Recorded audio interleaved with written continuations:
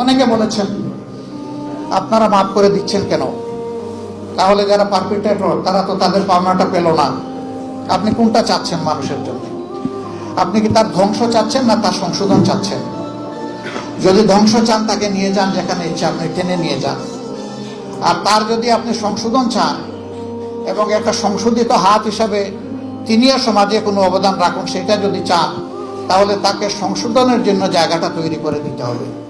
ওই জায়গায় হিংসার কোনো জায়গা নেই, এখানে উদারতার প্রশ্ন।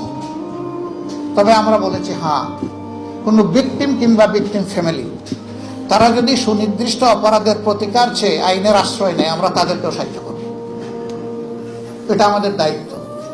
কিন্তু দল হিসাবে আমাদের উপরে যা করা হয়েছে, এই জুলুম শব্দ বলতেও আমার কষ্ট লাগে, যা করা হয়েছে আমরা আল্লাহর রাস্তায় তা ক্ষমা করে দিই।